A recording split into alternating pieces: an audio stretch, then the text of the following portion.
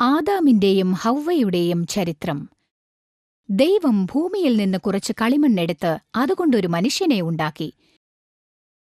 പിന്നീട് അവന്റെ മൂക്കിൽ ജീവശ്വാസമൂതി. അവന്റെ കണ്ണുകൾ തുറന്നു. അവന് ജീവനുണ്ടായി. ഇവന് ഞാൻ ആദാം എന്നു പേരിടുന്നു. അവന് താമസിക്കാനായി ദൈവം ഒരു മനോഹരമായ തോട്ടമുണ്ടാക്കി. അതിന് ഏദൻ തോട്ടം എന്നു പേരായി. അതിൽ അത്ഭുതകരമായ പലതുമുണ്ടായിരുന്നു. അതിമനോഹരമായ പുഷ്പങ്ങൾ എല്ലായിടവും പൂത്തുകുലുങ്ങി. പറവകൾ മരങ്ങളിൽ നിന്ന് പാട്ടുകൾ പാടി. ചെറിയ അരുവികളും ഒഴുകിക്കൊണ്ടിരുന്നു. അതിൽ മൃഗങ്ങൾ ചുറ്റി നടന്നിരുന്നു. ദൈവം മനുഷ്യനെ തന്റെ സാദൃശ്യത്തിലുണ്ടാക്കി. തന്നെ സഹായിക്കുവാനും ഈ ഭൂലോകത്തെ പരിപാലിക്കുവാനുമായിട്ടാണ് അവനെ ഉണ്ടാക്കിയത്. എല്ലാ മൃഗങ്ങൾക്കും പേരിടാനായി ദൈവം അവയെ ആദാമിന്റെ അരികിലേക്ക് കൊണ്ടുവന്നു. എന്നിരുന്നാലും ദൈവം ആദാമിനെക്കുറിച്ച് വ്യസനിച്ചു. ഈ മൃഗങ്ങളൊന്നും അവനെ യഥാർത്ഥത്തിൽ സ്നേഹിക്കുന്നില്ല. അവന് തന്റെ ജീവിതത്തെ പങ്കിടുവാനും അവനെക്കുറിച്ച് ചിന്തിക്കുവാനും അവന് സ്നേഹിക്കുവാനും ഒരു തുണ ആവശ്യമാണ്. അന്ന് രാത്രി ആദാം ഉറങ്ങുമ്പോൾ ദൈവം അവന്റെ വാരിയെല്ലിൽ നിന്ന് ഒരു സ്ത്രീയെ ഉണ്ടാക്കി. അടുത്ത ദിവസം ആദാം ഉണർന്നപ്പോൾ തന്റെ ഭാര്യയെ കണ്ടു. ഹവ്വ അവന്റെ സമീപത്തുറങ്ങുകയായിരുന്നു. ആദാം വളരെയധികം സന്തോഷിച്ചു. അവൻ അവളുടെ കൈകൾ തൊട്ട ഉടൻ അവൾ കണ്ണു തുറന്നു. അവനെ നോക്കി അവൾ ചിരിച്ചു. ഇപ്പോൾ നിങ്ങളുടെ ഈ വാസസ്ഥലത്തെ പരിപാലിക്കേണ്ടത് നിങ്ങളുടെ കടമയാകുന്നു. ദൈവം അവരെ അനുഗ്രഹിച്ചു. ഇവയെല്ലാം നിങ്ങളുടെ സ്വന്തമാണ്.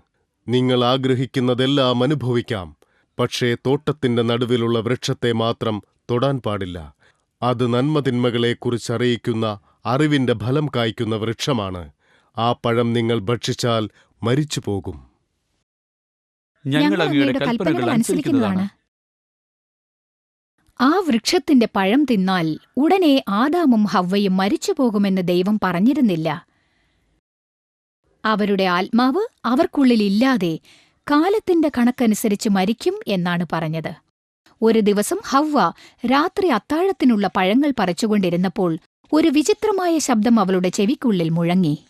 ഇവിടെയുള്ള എല്ലാ മരങ്ങളുടെയും പഴങ്ങൾ ഭക്ഷിക്കാമെന്ന് ദൈവം നിങ്ങളോട് പറഞ്ഞിട്ടില്ലേ? ഹവ്വ തിരിഞ്ഞു നോക്കിയപ്പോൾ ഒരു സർപ്പം സംസാരിക്കുന്നത് കണ്ടു. അതെ, ഏത് പഴം വേണമെങ്കിലും തിന്നാമെന്ന് ദൈവം പറഞ്ഞിട്ടുണ്ട്. എന്നാൽ തോട്ടത്തിന്റെ നടുവിലുള്ള വൃക്ഷത്തിന്റെ പഴം മാത്രം തിന്നാൻ പാടില്ലെന്നും പറഞ്ഞിട്ടുണ്ട്. ഓ, എന്താണ് ഈ പറയുന്നത്?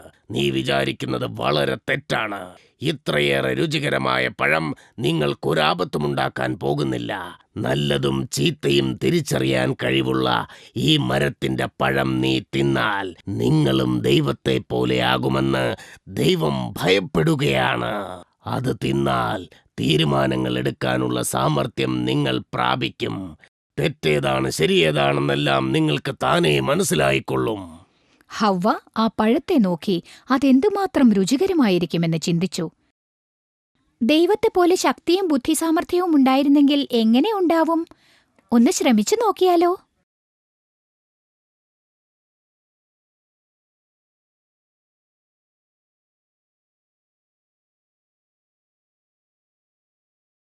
അവൾ സർപ്പത്തിന്റെ നുണ വിശ്വസിച്ച് ആ പഴം ഭക്ഷിച്ചു.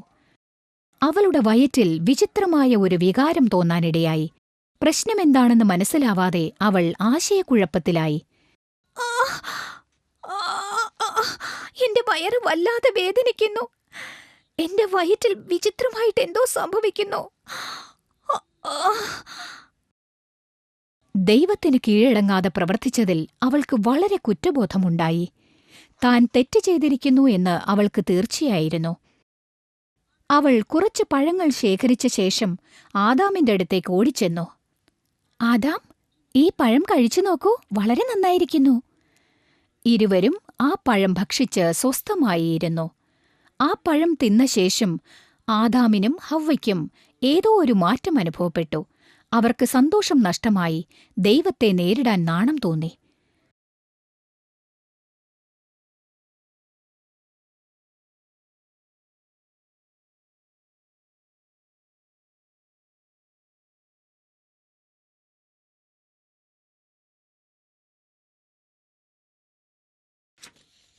ആദാമും ഹവ്വയും ദൈവം അവരെ വിളിക്കുന്നത് കേട്ടു. നമുക്ക് മറഞ്ഞിരിക്കാം.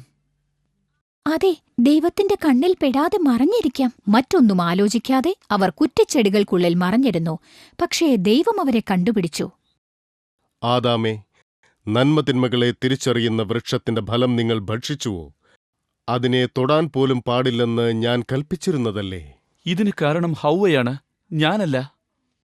അത് ആദാം ആ പഴം ഭക്ഷിച്ചു, എന്നിട്ട് എനിക്കും തന്നു. ചെയ്ത പാപത്തിന് അവർ പരസ്പരം കുറ്റമാരോപിച്ചു. ആദാമും ഹവ്വയും തനിക്ക് കീഴടങ്ങാത്തതുകൊണ്ട് ദൈവം ദുഃഖിച്ചു. നിങ്ങൾ എനിക്ക് കീഴടങ്ങാത്തതുകൊണ്ട് ഇനി ഏദൻ തോട്ടത്തിൽ പ്രവേശിക്കാൻ അനുവാദമില്ല. ഈ നിമിഷം മുതൽ ഈ തോട്ടത്തിലെ മണ്ണുപോലും നിങ്ങൾ തൊടാൻ പാടില്ല. വസ്ത്രങ്ങൾ നെയ്തും ഭക്ഷണത്തിനുള്ള വക കൃഷി ചെയ്തും ജീവിക്കണം. ഒന്നും സുലഭമായി ലഭിക്കുകയില്ല, കുഞ്ഞിനെ പ്രസവിക്കുന്നതുപോലും. അങ്ങനെ ഒരിക്കൽ നിങ്ങൾ മരിച്ചുപോകും.